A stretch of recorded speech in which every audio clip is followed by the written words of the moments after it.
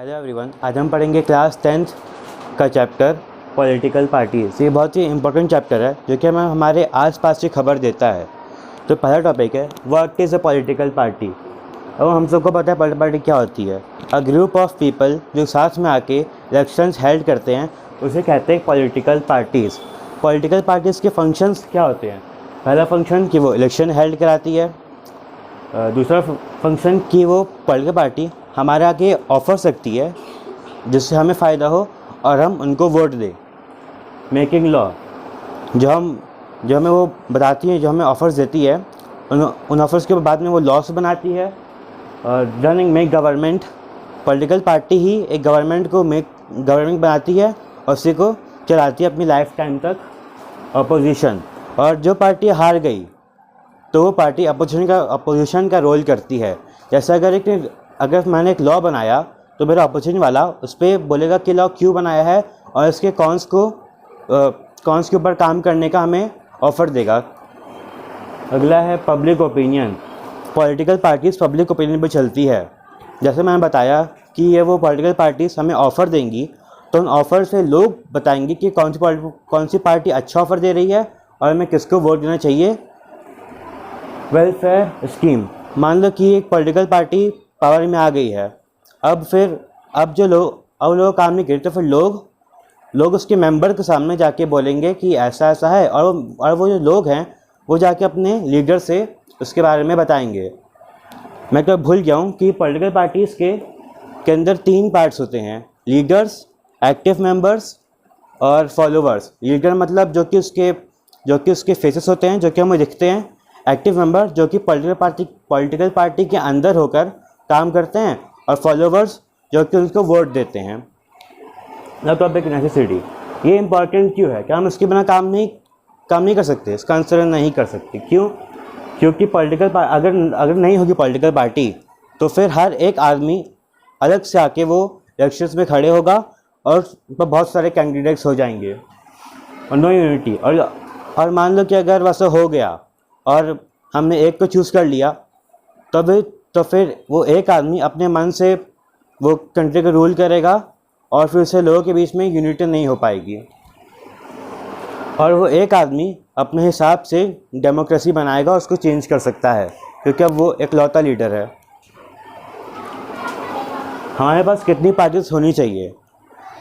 देखो, टोटल 3 तरह की पार्टीज होती है, 1 पार्टी सिस्टम, 2 पार्टी सिस्टम और multi party system. 1 party system में एक कंट्री में बस एक पार्टी होती है, जिसका एग्जांपल है चाइना, वहाँ बस एक पार्टी है, कम्युनिस्ट पार्टी। 2 पार्टी सिस्टम मतलब जहाँ पे बस 2 पार्टीज होती है, जो कि होता है यूके में और यूएस में। और तीसरा होता है मल्टी पार्टी सिस्टम, जहाँ पे 2 से ज़्यादा पार्टीज होती है, चाहे वो जितनी पार्टीज हो। इंडिया में अप्रॉक्स 750 पार्टीज़ है आज के टाइम पे, और इंडिया में सबसे अच्छी है मल्टी पार्टी सिस्टम, क्योंकि इंडिया एक वास्ट कंट्री है और यहाँ अलग अलग टाइप के लोग रहते हैं, इसलिए एक पार्टी या फिर 2 पार्टी बस सबकी नीड पूरी नहीं कर पाएगी, इसलिए अलग अलग लोगों के लिए अलग अलग पार्टीज़ होती है। टाइप्स ऑफ पार्टीज़, इंडिया में पार्टीज़ 2 टाइप की होती है, नेशनल पार्टी और स्टेट पार्टी। नेशनल पार्टी की क्राइटेरिया, अगर मैंने पार्टी बना ली तो मुझे पार्टी को इलेक्शन कमीशन में उसको भेजना पड़ेगा। और अगर मैंने लोकसभा में 6% वोट ऑक्यूपाई कर लिए और 4 सीट्स को मैंने विन कर लिया तो मैं एक नेशनल पार्टी बना सकता हूँ। अगर मैंने उससे कम किए और अगर मैंने बस 2 सीट्स को विन किया है तो मेरी पार्टी स्टेट पार्टी होगी। क्राइटेरिया ऑफ इंडिया में अभी 7 इम्पॉर्टेंट नेशनल पार्टीज़ है। INC मतलब इंडियन नेशनल कांग्रेस, जो कि 1985 में फॉर्म हुई थी, जो कि इंडिया की सबसे ज़्यादा पुरानी पार्टी है।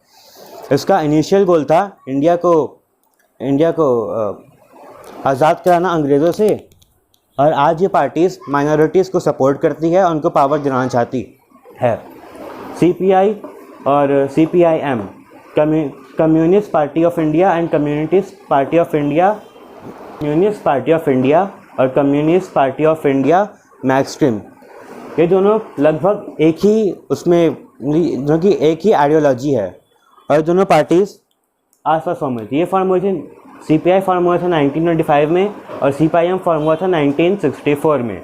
अगला है BJP, भारतीय जनता पार्टी, जो कि आज के टाइम पे इंडिया को रूल कर रही है। ये पार्टी फॉर्म हुई थी 1980 में। इस पार्टी का रोल है इंडिया को एक मॉडर्न कंट्री बनाना, अपने कल्चर्स को साथ में रख कर।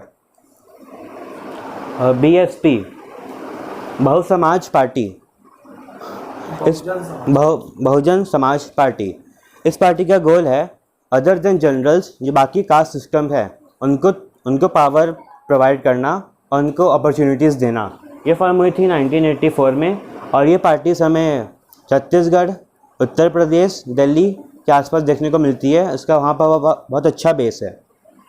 अगला है AITC, ऑल इंडिया तृणमूल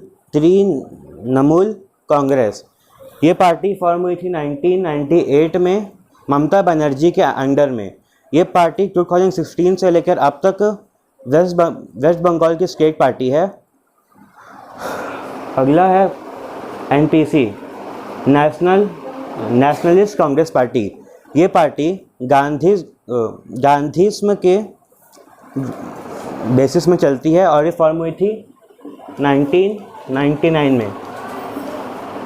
अगला स्टेट पार्टी, हमने देखा कि जो पार्टीज़ को 6% से कम वोट मिलते हैं और जो बस 2 सीट्स ऑक्यूपाई कर पाती हैं, उन्हें बोलते हैं स्टेट पार्टीज़। पर हम कई बार क्या होता है कि कुछ नेशनल पार्टीज़ अलायंस फॉर्म करती है, तो वो अलायंस फॉर्म करती है स्टेट पार्टी के साथ, जैसे कि एक पार्टी नेशनल और एक स्टेट पार्टी। इसके एग्जांपल्स है दिल्ली में आम आदमी party.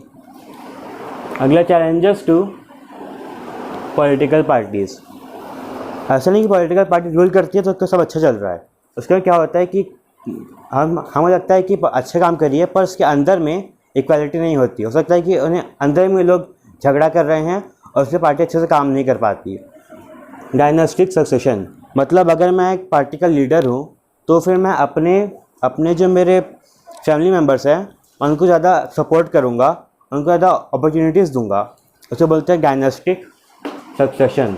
Money and muscle power, अगर एक पार्टी है, हम कई बार सुनते हैं कि वो पार्टी लोगों को फोर्स करती है उनको वोट देने में, चाहे पैसे से या फिर अपनी पावर की मदद से। ये एक बहुत ही गलत काम होता है।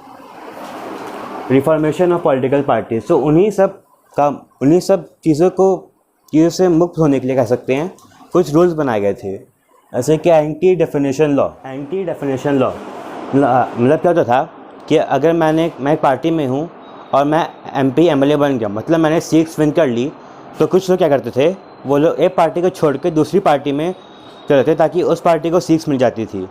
इससे बोलते हैं और अब ऐसा बंद हो गया। अभी अगर मुझे सीट मिली है तो मैं अपनी पार्टी को छोड़ के वापस नहीं जा सकता।